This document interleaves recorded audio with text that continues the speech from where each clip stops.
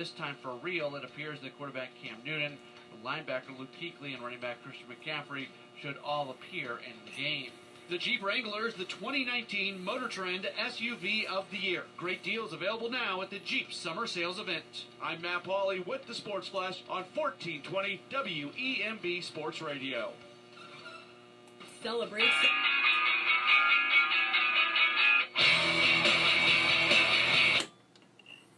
Tri-City Sports Now, Marky Billson here, talking a little bit about an article that was written, it was last week actually, getting to it. Talked a little bit about it with SoCon John Hooper right here on 1420 WEMB Sports Radio, which you can also hear at jetbroadcasting.live, as well as on our Facebook page, which I know many of you are watching. We are now more than 2,000, we got our 2,000th like.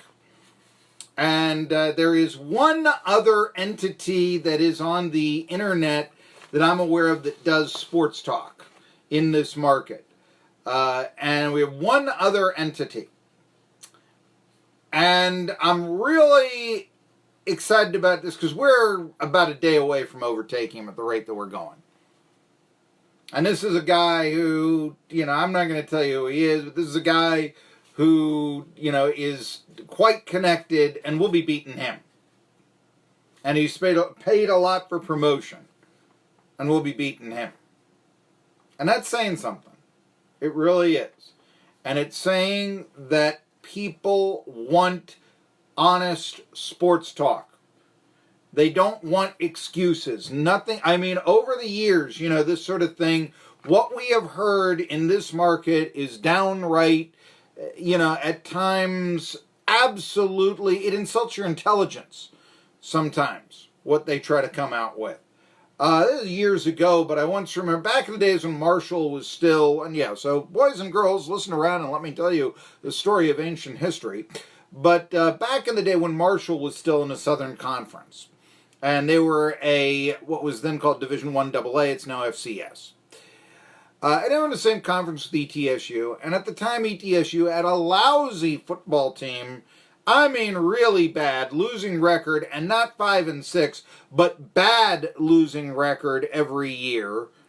Meanwhile, Marshall was on their way to bigger and better things. They were growing. They, I believe, were ranked number 1 in the country in Division I AA at the time, but if they weren't number 1, they were a program going places, and it's right before they got Randy Moss, I'll give you that, but this was said before a ball game, or maybe Moss was on the team and he was a freshman or something, but it's in that 1990s era, okay, just to date myself.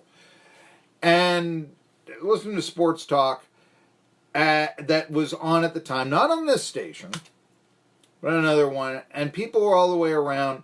And there was a pick-and panel on a Saturday morning, local people picking football games. And, like I said, ETSU is terrible. Marshall is on their way to the FBS, then Division 1A. To a man, everyone picks ETSU to beat Marshall. I mean, that's not honest analysis. One of them had this great... I had my friends come to me and they said, I can't believe he said this. And it was, I saw the Marshall football players loading up on the breakfast buffet at a local restaurant. I think they'll be sluggish. I mean, that's what we had for sports analysis before. And to tell you the truth, it hadn't progressed that much until this show came along. Why did Peyton Manning lose the Heisman Trophy? It's not that he had a bad game against South Carolina or Vanderbilt. No. It's not that Michigan won a national title. No. There was an ESPN conspiracy out to get Peyton Manning. That was not put out by Alex Jones or Louis Farrakhan. That was actually local media around here and some others around Tennessee. And you still, to this day, 20 years later, have people that are subscribing to that, and all this. Earth is flat, moon landing was a hoax. ESPN cost Peyton Manning the Heisman Trophy. You still get that. But anyway, we're talking a little bit about where the coaching rankings of the Southern Conference basketball jobs. ETSU is number 1, according to Jeff Goodman of Stadium Basketball Insider. Talked, like I said, a little bit about that with SoCon John Hooper. But he mentions the problems, and this is what an assistant coach had to say about the shortcomings of the ETSU basketball program, and I think these are quite legitimate.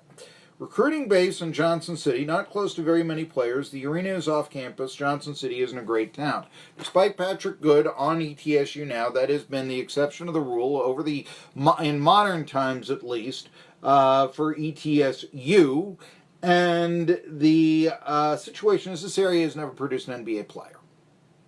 So yeah, the recruiting base, that is a knock. That's something that UNCG is going to have against ETSU. But then again, where's UNCG getting their players? They're getting them from Spain. Whereas ETSU is getting them from, transfers from Oklahoma State, JUCOs overseas as well, blah, blah, blah. So we can wonder about what the local recruiting base really says for ETSU or any Southern Conference team.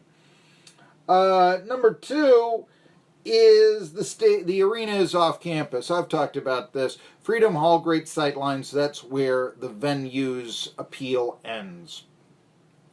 While perhaps being off campus is not the end-all be-all, what is that the campus it's on is Science Hill. For years, ETSU has struggled with a subservience to not only Tennessee, but many times to Science Hill. Historically, games on the radio, this isn't that much anymore, games now are heard online and all this. But you've got a situation where back in the day, you used to have high school games that would preempt the ETSU games. That was a big thing that had ETSU going from station to station around the dial. And, you had this mentality. I remember around 1994, again, boys and girls, I'm talking ancient history now, but, the blasphemy, Science Hill could beat ETSU, that sort of thing, And that subservience is reinforced when you're playing on a Science Hill campus. The only reason why ETSU is playing at Freedom Hall is ETSU figured out it is easier to sell 6,000 seats than 12,000 seats. And if they ever wanted to sell 12,000 seats, they'd have to make a few they'd have to make a few changes to the mini dome ever since the fire marshal started coming down on them. Why the venue was fine for 20 years, and was 25 years actually, and wasn't as soon as the fire marshal, why it took 25 years for the fire marshal to come, I don't know. But that's what happened. We all know the story. And so even if you did sell out the mini dome, it would seem like it was at half capacity. And that's not a good environment. So instead of spending the money there, they spent the money on Freedom Hall, and now they play in actually an older arena which has some problems of its own, like Get Off My Lawn, and there's nothing to do around it, and all the businesses around ETSU are sort of like saying, what about our pregame? What about our postgame meals? And as a result, you see Walnut Street is dead. It's gone. It no longer exists. The party street, every town used to have them. Johnson City doesn't have them, and so the assistant coach saying Johnson City isn't a great town, well, he's hit on something. And I talk